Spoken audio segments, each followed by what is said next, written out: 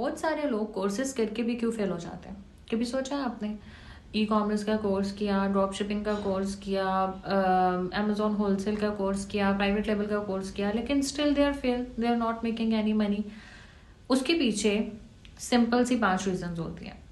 मैंने काफ़ी ज़्यादा कोर्सेज करने के बाद ये रियलाइज़ किया कि अगर हम ये सिंपल 5 चीज़ें पहले से ही समझ लें कोई भी कोर्स बाय करने से पहले, और फिर भी अगर हम फेल होते हैं तो देन आई गेस इसमें आपका कसूर है, उस कोर्स बेचने वाले का कसूर नहीं है।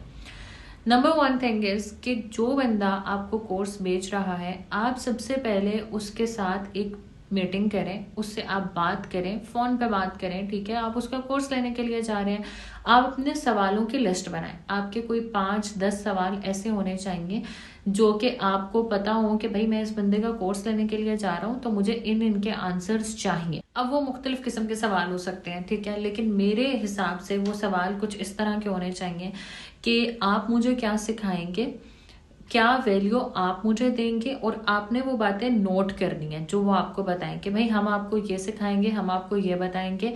अच्छा ठीक है, इसके बाद क्या आप हमें कोई प्रैक्टिकल एक्सपीरियंस देंगे? वो कहते हैं जी जी हम आपको प्रैक्टिकल एक्सपीरियंस देंगे। क्या प्रैक्टिकल एक्सपीरियंस देंगे, वो किस तरीके का होगा, वो सारी बात आप प्रॉपर अंडरस्टैंड करें। वो जो आपकी एक कॉल होनी चाहिए उसमें जितने सवाल आपने करने हैं आप कर लें, क्योंकि यही आपने जज करना है यहाँ पे कि आपको ये कोर्स खरीदना भी चाहिए या नहीं खरीदना चाहिए।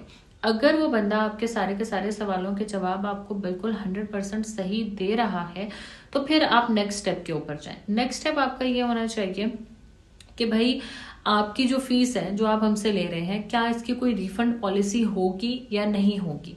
अगर होगी तो वो किन बेसिस के ऊपर होगी, वो आपको बहुत अच्छे तरीके से अंडरस्टैंडिंग होनी चाहिए उस चीज़ की कि भाई अगर मुझे ये चीज़ समझ में नहीं आ रही है तो मुझे इस चीज़ के रिफंड होने हैं पैसे या नहीं होने हैं, अगर मेरे पैसे ज़ाया तो नहीं हो जाएंगे। ये बहुत इंपॉर्टेंट बात है, क्योंकि मैंने 1-2 कोर्सेज बाय किए और उसकी रिफंड पॉलिसी मैंने पढ़ी ही नहीं थी, और बाद में मुझे रियलाइज़ हुआ कि भाई ये तो मुझे शायद नहीं लेने चाहिए थे, तो वो मेरे अच्छे खासे पैसे जो हैं वो ज़ाया हो गए। तो लेकिन कसूर मेरा था क्योंकि मैंने रीड ही नहीं की थी कि कोई इनकी रिफंड पॉलिसी है भी या नहीं है। सो हमेशा पढ़ें कि भाई क्या रिफंड पॉलिसी है, और अगर है तो किस किस बेसिस पे मुझे कितने पैसे मेरे वापस मिल सकते हैं। अगली बात आ गई कि जी आप अगर कोई कोर्स लेने के लिए जा रहे हैं तो सबसे पहले इम्पोर्टेंट ये है कि आप उसका फ्री नॉलेज गेन कर लें, आप उसके बारे में बेसिक सीख लें। आपको पता होना चाहिए कि आप ये कोर्स बाय करने के लिए जा रहे हैं तो आप क्यों लेने के लिए जा रहे हैं। वैल्यू आपको चाहिए उस अगले बंदे से जो कि ये कोर्स को बेच रहा है, क्योंकि ऐसा ना हो कि वो जो पढ़ाए ठीक है वो बिल्कुल इतनी ही बेसिक चीज़ें हो जो कि ऑलरेडी आप यूट्यूब से ले चुके हो। तो आप उससे पूछें कि भाई आप ये जो कोर्स मुझे बेचने के लिए जा रहे हैं ये सिंपल होगा, बेसिक लेवल्स के ऊपर होगा या एडवांस लेवल के ऊपर होगा। अब यहाँ पे कुछ लोग ऐसे हैं जिन्होंने इस तरह की कॉल, ऑब्वियसली ये एक अगर आप किसी का कोर्स बाय करने के लिए जा रहे हैं ठीक है, तो या तो उनकी टर्म्स एंड कंडीशंस उसके ऊपर ये सब कुछ लिखा हुआ होगा, या फिर काफी मेंटोर्स ने एक 101 जो एक कॉल होती है उसको आप उनके साथ बुक कर सकते हैं, जो कि 15 to 20 मिनट्स की होती है और जो कि बहुत ही मिनिमल अमाउंट की होती है। इतने ज्यादा उसमें आपके ना पैसे खर्च हो रहे होते हैं, लेकिन ये एक छोटा खर्चा करना बहुत जरूरी है रादर देन कि आप एक डायरेक्ट कोर्स खरीदें और उसके बाद अपना सर पकड़ के बैठ जाएं कि भाई ये मैंने क्या कर दिया।